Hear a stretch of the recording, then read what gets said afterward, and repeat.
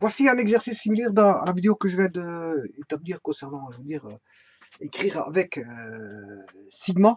Et alors ici, on peut déjà voir que dans l'énoncé, il y a déjà euh, quelque chose de bon, euh, d'un peu pernicieux, comme on peut dire. Pourquoi? Écrire avec sigma. Il y en a combien? Un, deux, plusieurs? Voilà, ils auraient pu dire écrire avec des sigmas.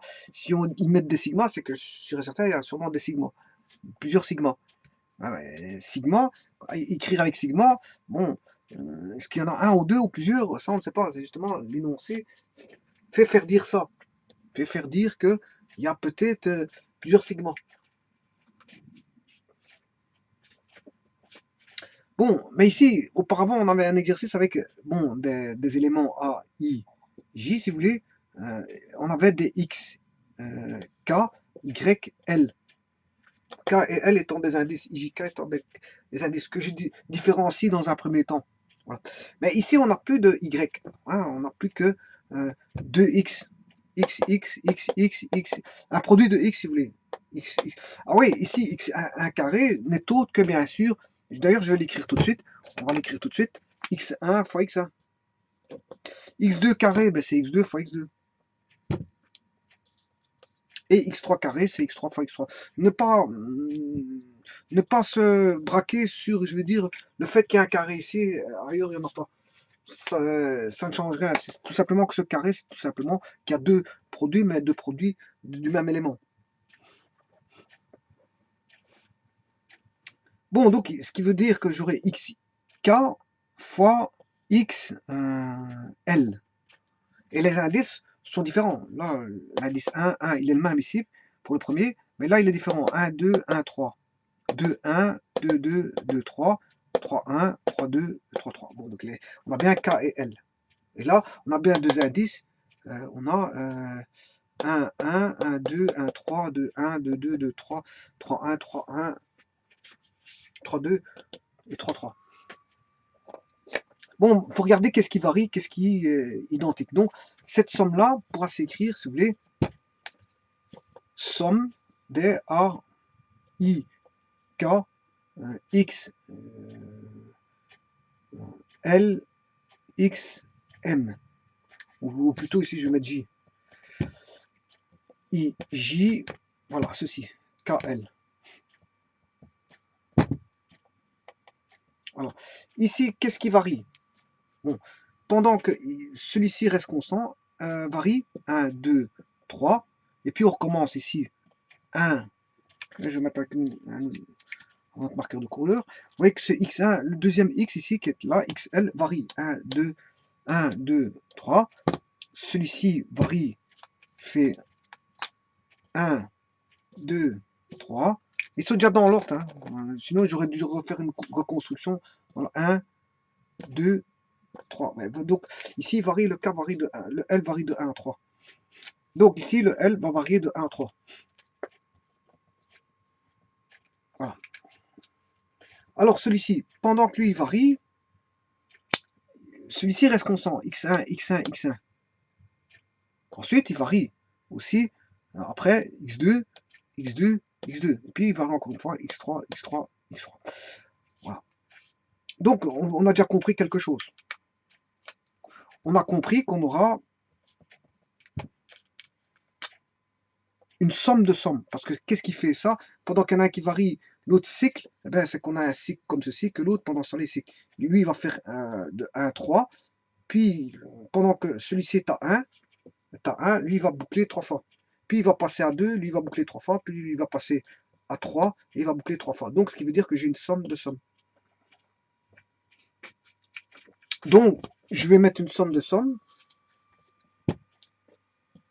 Et on sait bien qu'on va s'arrêter pour, là on va boucler de 1 à 3, et l'autre de 1 à 3 aussi. Parce que regardez, là je passe x 1, 2, 3, pendant que l'autre x reste toujours à 1, puis le deuxième x ici, il va passer de 1, 2, 3, pendant que l'autre passe à 2, x2, x2, x2, puis l'autre il boucle 1, 2, 3, pendant que le premier x reste à 3. Donc que ce soit le premier ou le deuxième x, le n vaut 3. Donc c'est un bouclage de 3. Donc maintenant, je vais appeler mes indices. Celui-ci va aller dans A3, il va boucler plus rapidement. Regardez, 1, 2, 3, il boucle plus vite. Pendant que lui reste constant, 1, 1, 1. Puis l'autre, il passe à 2. L'autre, il va boucler plus vite. Celui-ci, le deuxième, il va passer à 1, 2, 3. Donc ce qui veut dire que là, le bouclage le plus rapide, c'est celui-ci. X indice, je vais mettre J. Hein. Bon, je l'appelle J. Voilà. Donc c'est XJ. Et celui-ci, je vais l'appeler X égale 1. On va commencer en 1. Donc j'aurai celui-ci. Donc celui-ci, je ne peux plus l'appeler IJ. Voilà. On va voir comment il évolue par rapport aux indices IJ parce qu'ils sont aussi variables de la même manière. Ici, j'ai 1, 1, 1 pour la premier indice. Puis 2, 2, 2. Puis le troisième indice, 3, 3, 3. Il suit l'indice I. Donc j'aurai l'indice I. Fatalement, je comprends que le second, ce sera 1, 2, 3. 1, 2, 3. 1, 2, 3. Ce qui veut dire qu'on a A, J. Donc en fait, l'écriture, c'est somme. Voilà la sommation, comment elle est écrite. Somme de J égale 1 jusqu'à 3 de A, I, J, X, I, X, J, somme de 1 à 3. Bon, maintenant, on va mettre ça sous forme matricielle, comme je l'ai fait auparavant. Sous forme d'un tableau. Donc ici, je vais le mettre. Comment peut-on faire ça?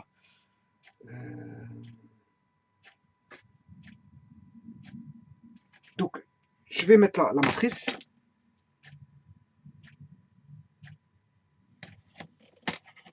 C'est A1, première ligne, première colonne, X1. A, je vais faire les deux premiers éléments hein, de la multiplication. Ici, hein, je vais les rassembler. A1, par contre, il faut que j'écris tout plus petit parce que sinon, j'aurai plus de place.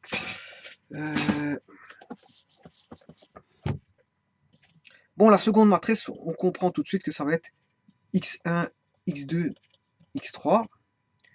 Et la première matrice, ben, ce sera A11, X1, A11, X1, A12, X1.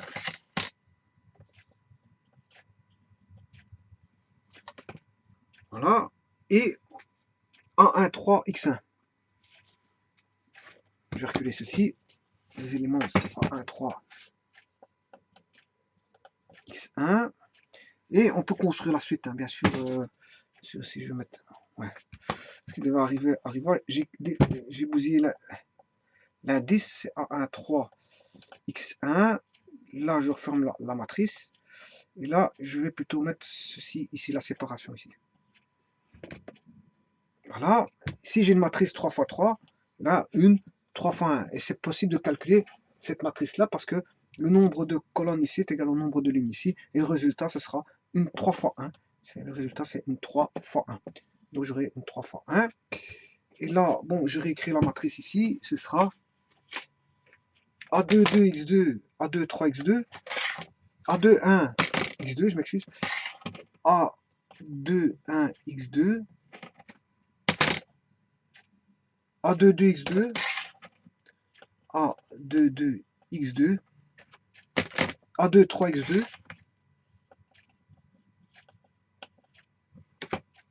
A3, 1, X3,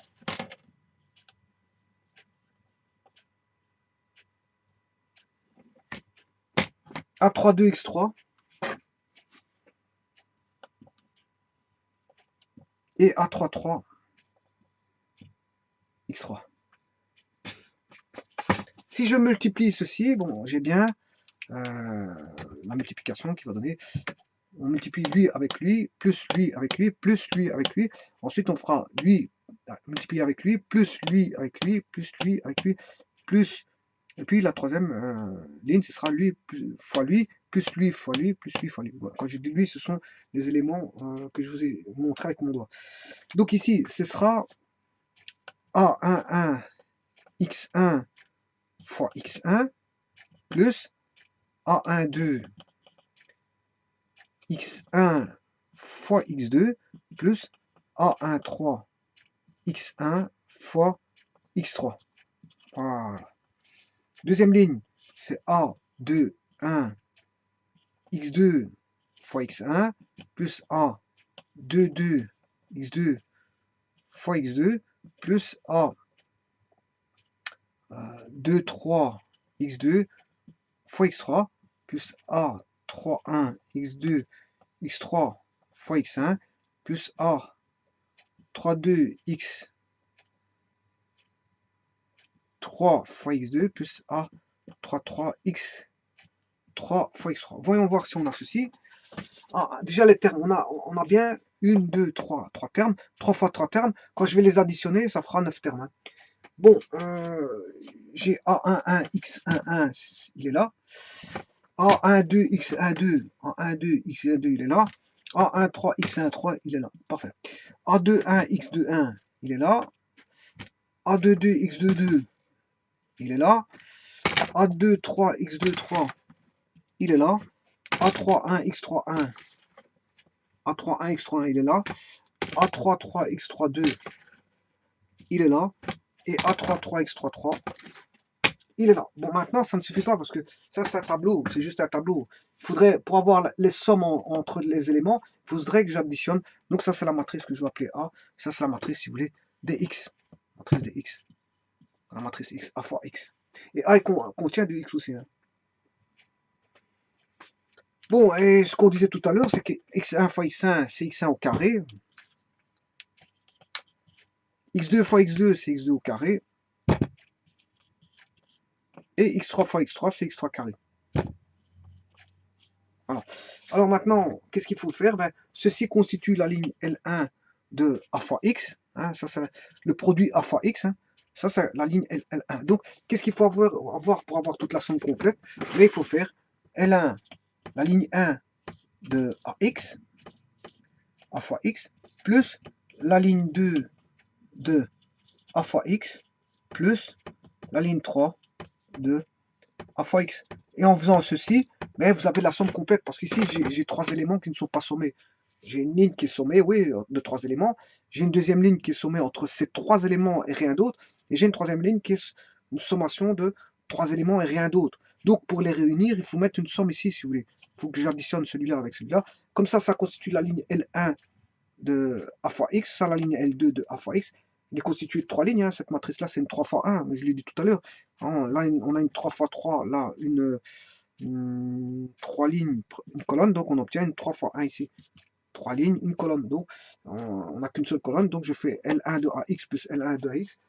L1 de X plus L2 de X plus L3 de X va me donner les éléments que vous avez vus tout à l'heure. De l'énoncé. Donc, ceci constitue la somme L1 d'une matrice construite AX plus L2 de A fois X plus L3 de toujours de AX. Voilà, et tout ça est donné par la formule de sommation ici.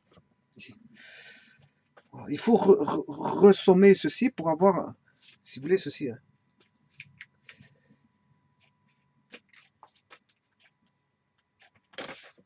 Donc resommer L1, L2, L3, sinon parce que vous allez avoir des éléments matriciels, des éléments, mais voilà, des sommes, vous allez avoir des sommes partielles, donc il faut rajouter, réunir cette somme pour avoir le montant total. Parce que ceci donne que L1, si vous voulez, hein, plus celui-ci va donner que L2. Hein, pour les réunir, il faut mettre une somme. Donc il faut L1 plus L2 plus L3. L3 qui va jusque là. L3, ben de quoi? De A fois X. Il faut la matrice A comme je veux. Il faut que la matrice A soit celle que je vous ai montré tout à l'heure. Il faut que la matrice A soit celle-ci. Et X, bon, ça doit être composé de X1, X2, X3. Voilà. Je vous remercie.